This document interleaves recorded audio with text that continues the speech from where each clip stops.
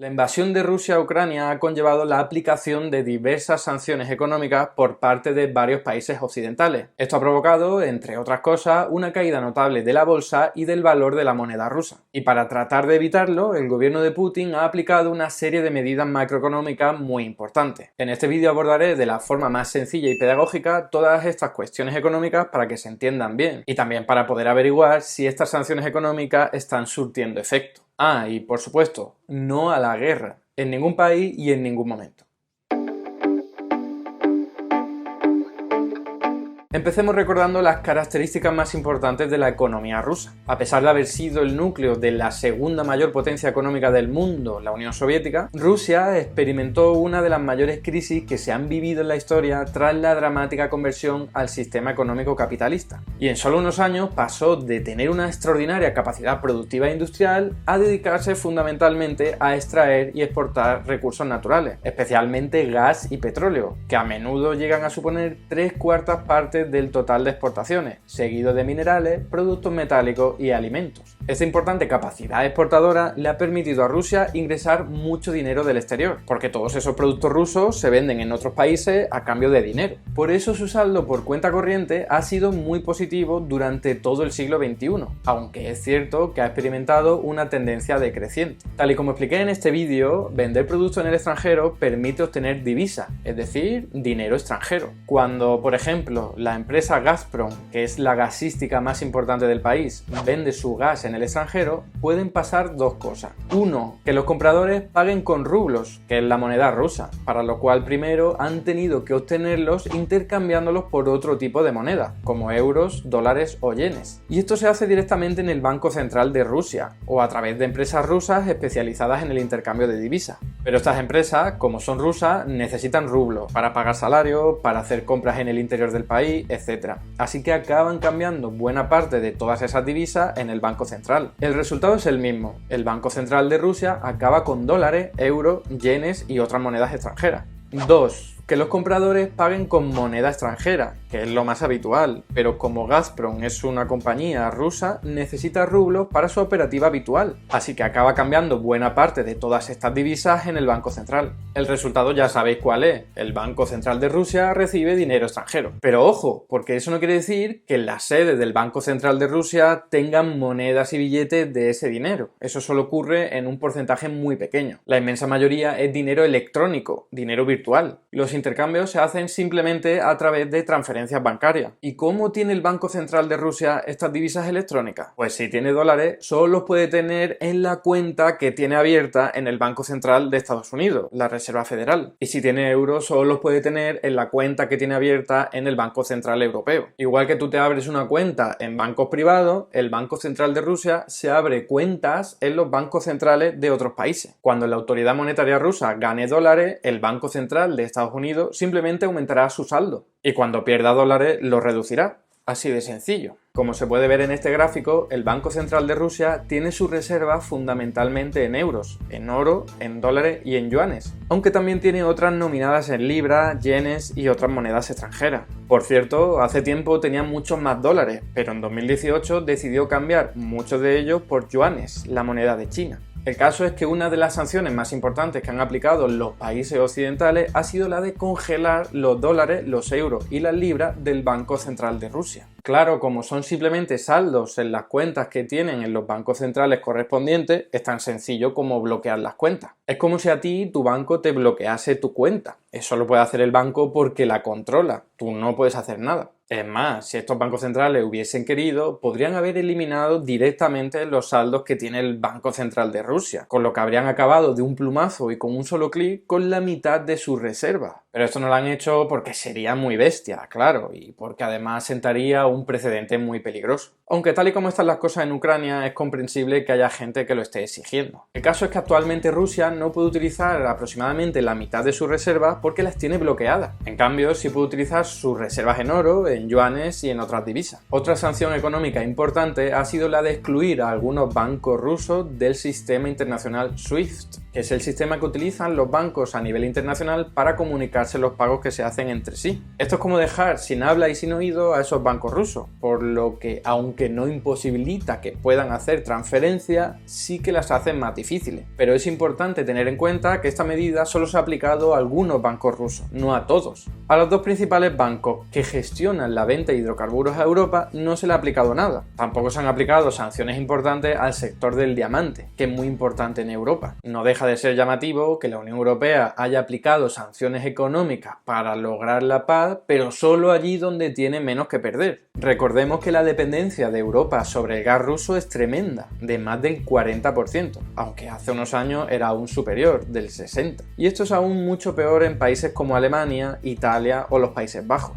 Por eso Europa sigue pagando a Rusia por la venta de hidrocarburos, aunque eso sí, como le paga en dólares, en euros y en libras, es dinero que Rusia no puede utilizar, porque las cuentas nominadas en esa moneda están bloqueadas. Estados Unidos ha hecho lo mismo, a pesar de que su dependencia es mucho menor, ya que solo importa el 10% de todo el gas, y no han querido tomar medidas porque dicen literalmente que eso incrementaría los precios. Otra sanción que se ha aplicado ha sido la de embargar el patrimonio y los activos de los oligarcas que tienen relación con Putin. Esto es muy llamativo porque la mayor parte de ese patrimonio se gestiona a través de paraísos fiscales y a pesar de eso le han metido mano. Esto no hace más que demostrar que cuando nos decían que no se podía perseguir el fraude fiscal de las grandes fortunas porque utilizaban paraísos fiscales, era simplemente una excusa para dejarlas en paz. La última sanción que comentaremos aquí, aunque no ha sido aplicada por las autoridades públicas, ha sido la de rebajar al rango de bono basura la deuda pública de Rusia por parte de las agencias de calificación. Aunque estas empresas forman un oligopolio, solo 3 controlan en torno al 95% del mercado, y aunque en la pasada crisis financiera del año 2008 quedó más que demostrado que eran organizaciones corruptas que actuaban al mismo tiempo de juez y de parte, la verdad es que en esta ocasión la medida sí que parece lógica. Si Rusia se endeudara solamente en su propia moneda, pues entonces la bajada de calificación no tendría sentido, porque Rusia siempre podría devolver la deuda creando los rublos que necesitara, por lo que el riesgo de impago sería equivalente a cero, como expliqué en este vídeo hace un tiempo y que recomiendo ver si se quiere entender bien este tema. Pero es que Rusia también se endeuda en monedas extranjeras. Prácticamente la mitad de toda su deuda ha sido emitida en divisa. Y además esto viene siendo así de largo, lo cual desde el punto de vista de la teoría monetaria moderna es un grave error.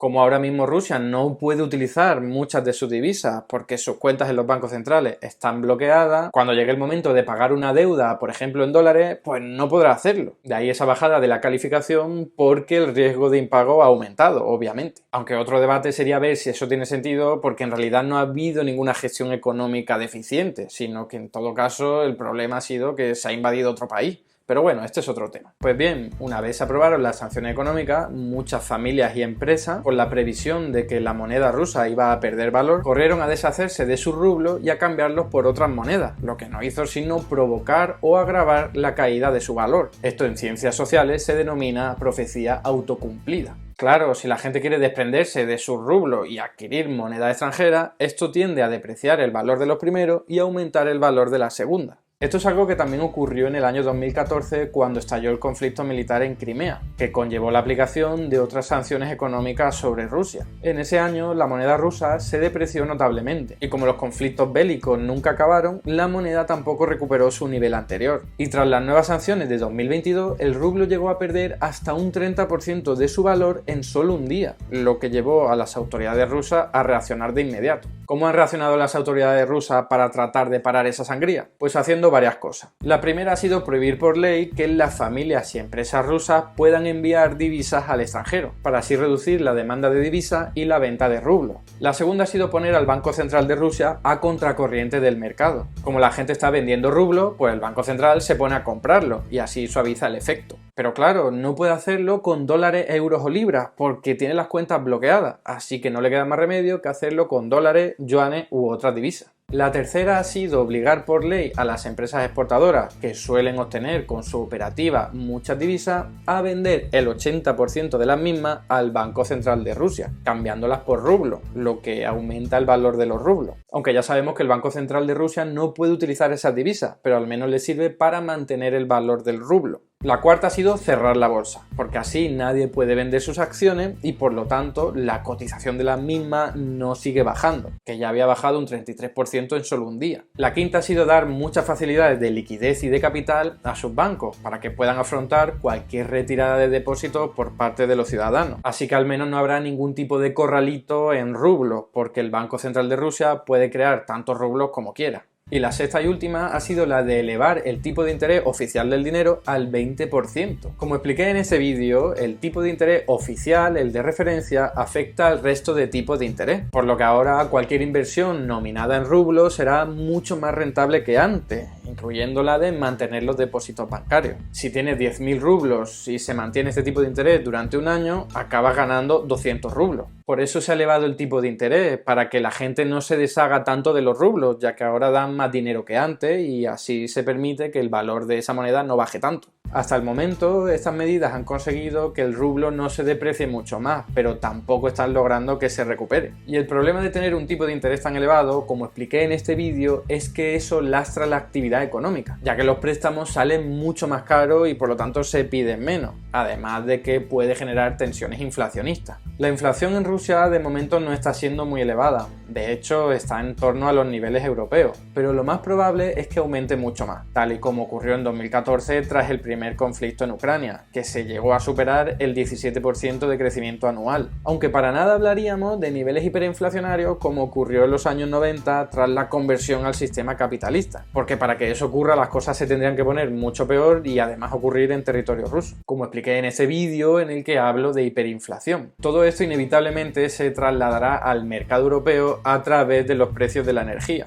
así que desgraciadamente la inflación en Europa y en España, que ya estaba empezando a menguar, volverá a repuntar. En conclusión, está claro que las sanciones económicas contra Rusia han dado bastantes resultados. Las autoridades rusas están haciendo todo lo posible para resistir el duro golpe, pero la verdad es que lo tienen muy difícil porque la congelación de las divisas del Banco Central les deja las manos muy atadas. Además, el hecho de haberse endeudado parcialmente en una moneda extranjera que no controla y que no puede utilizar solo empeora las cosas. La bolsa está cerrada, el rublo se ha depreciado notablemente y cuanto más tiempo se prolongue esta situación, más probabilidades habrá de que la inflación se dispare. A ver, tampoco es que se vaya a producir el apocalipsis económico en Rusia o que vaya a haber hiperinflación, pero evidentemente el impacto económico será importante. El problema de todo esto es que quien verdaderamente sufre estas sanciones es el pueblo ruso, no la élite gobernante, y especialmente aquellos que tienen menos ingresos. Así que esperemos que este conflicto bélico acabe lo antes posible, de forma pacífica, y que se ponga punto y final a estas sanciones económicas que inevitablemente golpean más a los más desprotegidos. Y hasta aquí el vídeo de hoy. Muchas gracias por estar ahí y si te ha resultado interesante no dudes en comentar, darle like y compartir, que la teoría económica dominante no se combate sola.